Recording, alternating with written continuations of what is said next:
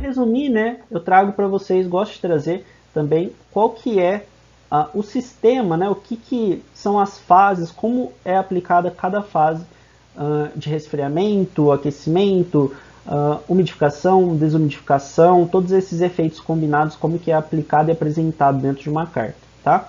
Então aqui a gente tem uma carta psicrométrica, né? Aqui a temperatura de bulbo seco, a umidade específica também, a mesma coisa que a umidade absoluta ou razão de mistura, temperatura de bulbo úmido, nesse trecho a gente sabe que é o nosso ponto de orvalho, tá? Então, de OA, né, a nossa linha OA, que seria essa linha aqui no nosso ábaco, a gente tem um sistema de umidificação sem aquecimento, tá? Se eu tenho a minha linha OB, que é essa linha aqui no meu sistema, eu tenho um sistema com aumento de umidificação mais aquecimento, certo? Eu tenho aumento de temperatura de bulbo seco e eu tenho também aumento de umidificação. Na linha OC, a gente tem aumento de temperatura de bulbo seco, correto? Então a gente tem aquecimento mais desumidificação, tá? Por que desumidificação, Felipe? Porque eu tenho uma linha de umidade relativa que passa aqui maior do que uma linha de umidade relativa que passa aqui no ponto C, tá certo? Então, eu, querendo ou não, eu desumidifico o meu sistema por conta do aumento da temperatura. Não quer dizer que a umidade absoluta ela vai modificar, mas a umidade relativa vai ser menor no ponto O, vai ser maior no ponto O do que no ponto C. Beleza? Vamos dando continuidade. Na nossa linha OD, a gente tem uma desumidificação química, certo? Que é quando a gente tem um aumento de temperatura, porém um decréscimo, né, de umidade, tá certo? Então a gente tem acréscimo de temperatura, ou seja, maior calor sensível, e eu tenho também umidade relativa menor comparada ao ponto O. Então eu só consigo chegar nesse estado real, né, nesse sistema aqui, nessa situação de sistema na realidade, com aplicação de agentes químicos, tá? De tratamento químico. Na linha OE está aqui, a gente tem desumidificação somente, ou seja, temperatura de bulbo seco não se modifica, porém a umidade relativa ela é menor. Na linha OF, a gente tem resfriamento e desumidificação. Resfriamento, né? Quando eu saio do ponto O até o ponto F, eu tenho uma diminuição de calor sensível e eu tenho também uma diminuição de calor latente. No OG, eu tenho resfriamento sensível. OG é essa linha reta. Então eu saio de uma temperatura 1 para uma temperatura 2, ou seja, eu tenho menor calor sensível, retirada de calor sensível. E na OH, que é essa linha aqui do meu ábaco, eu tenho resfriamento evaporativo, que é o que a gente viu anteriormente, né? Eu saio então de uma temperatura maior, chego a uma temperatura menor, ou seja, eu tenho uma retirada de calor sensível do meu sistema e eu tenho um aumento da umidade absoluta e da umidade relativa que passa entre os dois pontos. Então, pode-se confundir a temperatura de bulbo úmido TBU com a temperatura de bulbo natural, TBN, porém, o que diverge entre eles é o modo de medição. Isso foi o que eu falei lá atrás. Lembra que eu falei que temperatura de bulbo úmido só é medida com um instrumento de medição chamado psicrômetro e é diferente do termômetro que fica na parede, tá? Porque o psicrômetro você faz ele se movimentar, ou seja, eu tenho uma leitura diferente porque eu tenho uma perda de água que está vaporizando, né? Quando eu tenho a movimentação através do instrumento de medição que é o psicrômetro. Quando eu tenho um termômetro de parede com uma gás molhado na ponta do termômetro, eu tenho uma medição de temperatura de bulbo natural ao invés de uma temperatura de bulbo úmido. Ele muda um pouquinho essa leitura aí dos valores, tá? Tanto de temperatura de bulbo natural quanto de temperatura de bulbo úmido. O valor de temperatura de bulbo úmido é obtido através de psicrômetro giratório, enquanto que a TBN é obtida através de um psicrômetro de parede ou higrômetro. Para a correta medição do psicrômetro giratório, devemos excitá-lo com uma frequência aproximada de 3 Hz durante 1 minuto. Na temperatura de bulbo natural, não há movimento de rotação, visto que os termômetros normalmente são fixos nas paredes do ambiente. A temperatura de bulbo seco sempre será maior que a temperatura de bulbo úmido, ao menos que a umidade relativa do ar seja 100%, beleza? Ou seja, se a umidade relativa do ar está em 100%, o ambiente está totalmente condensado, então tudo vira água, tá certo? E aqui a gente tem a representação dos instrumentos de medição, né? Então, esse carinha aqui é um psicrômetro, tá? Onde eu tenho uma haste, essa haste, ela entra aqui para dentro, né? E quando você quer utilizar, então, para fazer alguma medição, você tira essa haste, ele fica nesse formato aqui da imagem, tá? Então você tem o leitor da temperatura de bulbo seco e da temperatura de bulbo úmido aqui. Eu pego essa haste, né, esse cabo aqui, e faço um movimento giratório com ele, tá? E com isso, depois de 1 minuto, eu consigo ver a leitura da temperatura de bulbo seco e de bulbo úmido nele, beleza? Aqui eu tenho um termômetro de parede, né? Aqui dá para ver muito bem a questão da gás embebido em água. Tá? Então aqui eu tenho a temperatura de bulbo seco, né? Eu tenho somente o termômetro sem nenhuma ponta de gás embebido em água aqui. E aqui eu já tenho a gás embebida em água na ponta do termômetro. Então esse aqui seria a temperatura de bulbo seco e aqui a temperatura de bulbo natural, tá? Por conta do instrumento não ser movimentado, ele ser fixo na parede. Aqui eu tenho um outro também do mesmo tipo que esse, né?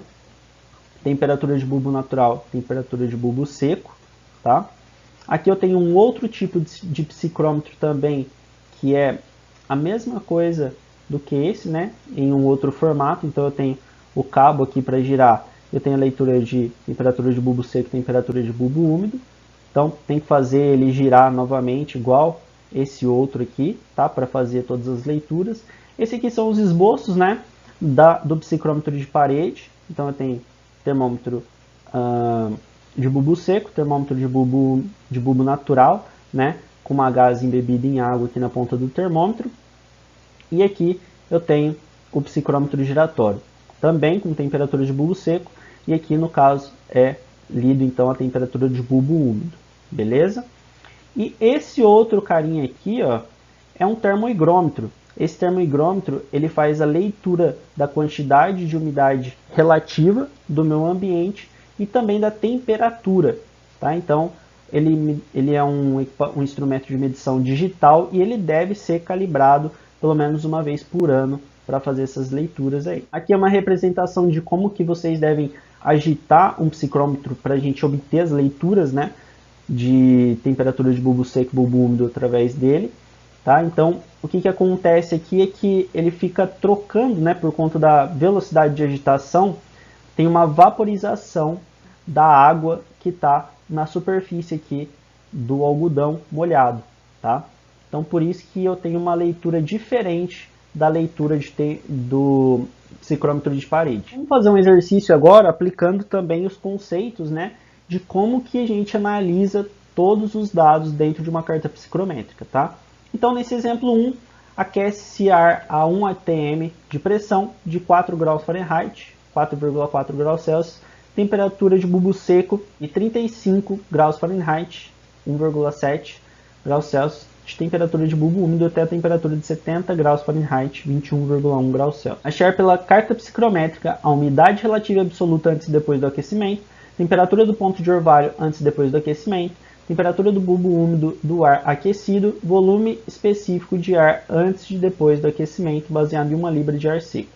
E se a pressão de vapor da água saturada a 40 graus Fahrenheit é 6,35 mm de mercúrio, qual será a pressão parcial de vapor nas condições iniciais? Aqui nós temos então os dados, né, aplicáveis então do nosso exercício, e vamos começar executando então a umidade absoluta antes do aquecimento. Então, pela carta psicrométrica da Carrier, achamos à direita a umidade absoluta 1, que é igual a 0,0034 libras de vapor da água por libra de ar seco.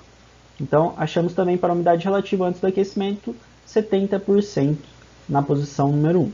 Então, aqui a gente tem a temperatura de bulbo seco, em graus Fahrenheit, né? 40 graus Fahrenheit. A gente tem a umidade absoluta do nosso sistema, tá? Comparando então a uma temperatura de bulbo úmido de 35 graus Fahrenheit. Com duas informações, a gente consegue obter o restante das informações dentro de uma carta psicrométrica. Então, nesse caso, a gente tem a umidade absoluta, a temperatura de bulbo seco, a gente encontrou a temperatura de bulbo úmido e também a umidade relativa do nosso sistema, que é 70%. Depois do aquecimento, o estado 2, né? Então a gente tem no ponto 2, já com os valores da temperatura de bulbo seco 70 graus Fahrenheit e uma umidade absoluta de 0,0034 libras de vapor da água por libra de ar seco. Seguindo horizontalmente, obtemos a curva da umidade relativa. Então a gente tem a nossa temperatura de bulbo seco, 70 graus Celsius, e a nossa umidade absoluta, 0,0034. Com isso, a gente consegue encontrar o ponto onde passa a nossa umidade relativa, né, que é de 23%.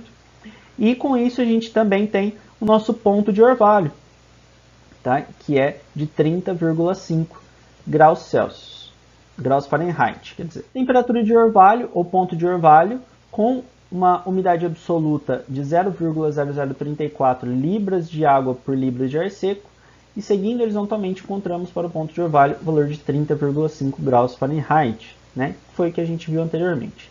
Temperatura de bulbo úmido após o aquecimento, então entrando na carta psicrométrica com os valores de temperatura de bulbo seco de 70 graus Fahrenheit e umidade relativa no ponto 2 de 23%, obtemos à esquerda a temperatura de bulbo úmido igual a 50,5 graus Fahrenheit. É o que a gente encontrou aqui anteriormente, né? Então a gente tem temperatura de bulbo seco, umidade absoluta, a umidade relativa do meu sistema, e com isso eu posso puxar uma linha até chegar à temperatura de bulbo úmido para encontrar então o valor dela, que nesse caso é de 50,5 graus Fahrenheit.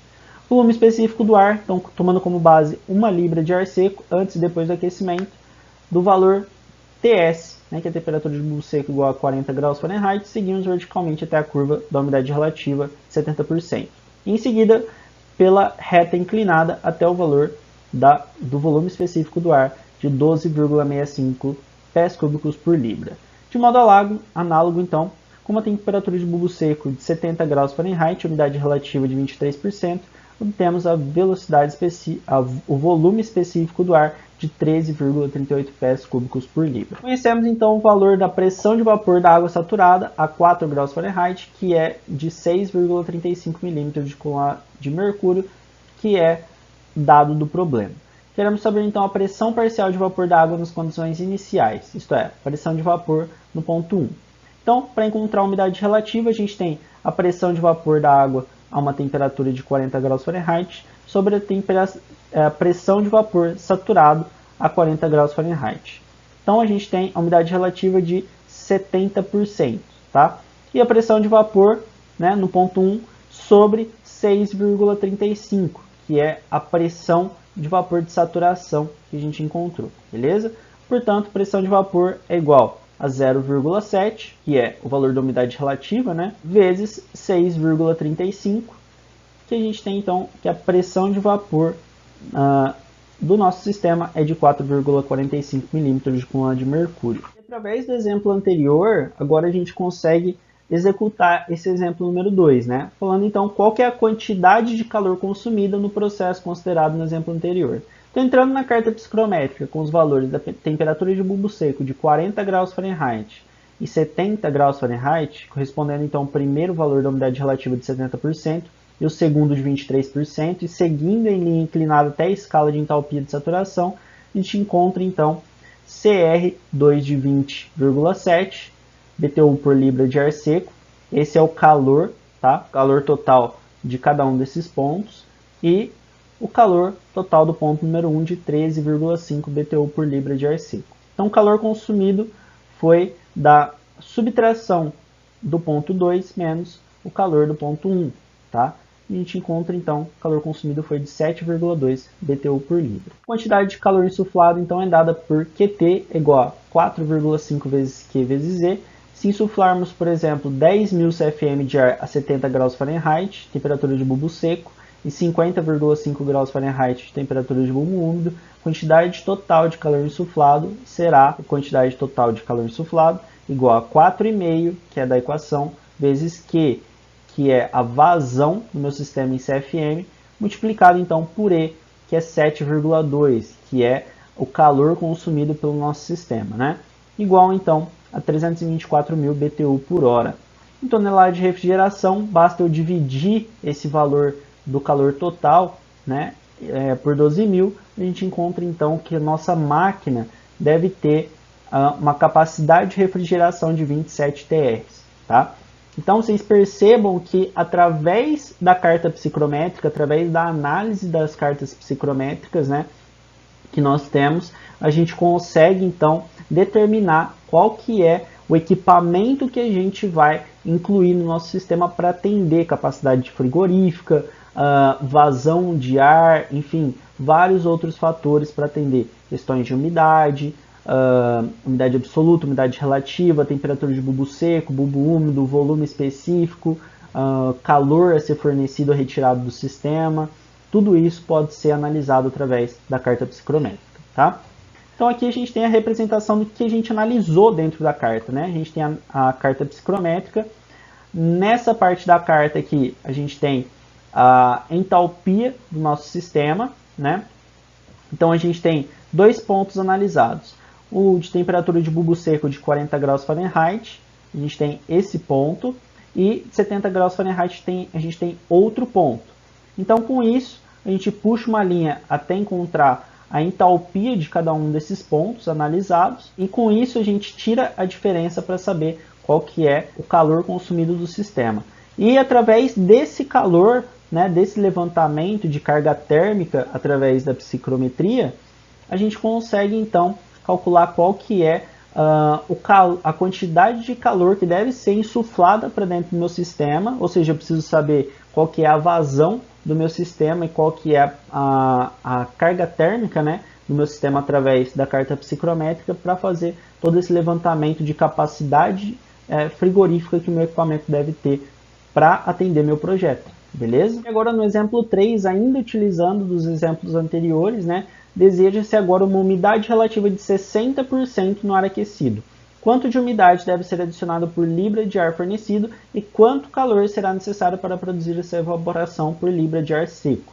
Então, para obter a umidade relativa de 60% no ar aquecido, nos termos do exemplo número 1 que a gente fez, né, deveremos ter uma umidade absoluta de 0,0094 libra de vapor por libra de ar seco. Como temos então umidade absoluta no ponto 2 de 0,0034 libra de vapor por libra de ar seco, teremos que fornecer uma variação da umidade absoluta do sistema de 0,0094 menos 0,0034. Então a gente pega a umidade absoluta no ponto da umidade relativa de 60%, né? E retira então a umidade absoluta no ponto anterior que a gente mediu. Tá? Com isso a gente tem a variação da umidade absoluta total. Tá? No caso aqui, deu 0,006 libras de água por libra de ar seco. Já no ponto 4, a gente vai utilizar um pouco mais sobre a carta psicrométrica. Como que a gente encontra todos esses valores na prática. Né? Então, determine as propriedades termodinâmicas do ar úmido, temperatura de bulbo seco TBS igual a 20 graus Celsius e a temperatura de bulbo úmido TBU igual a 16 graus Celsius. A gente quer saber a umidade relativa, o R, em porcentagem, volume específico, VE, em metro cúbico por quilograma de ar seco, razão de mistura, que é o W, né, ou umidade absoluta, em grama de vapor d'água por quilograma de ar seco, e pressão de vapor, PV, em milibar, e a entalpia do meu sistema H em quilocal por quilograma de ar seco. Então a gente consegue encontrar todos esses valores através dos dados que ele me deu de temperatura de bulbo seco e temperatura de bulbo úmido. Como eu disse anteriormente, se a gente tem duas incógnitas que a gente conhece, né, dentro da nossa carta psicrométrica, a gente consegue encontrar o restante de todas as outras incógnitas. Tá?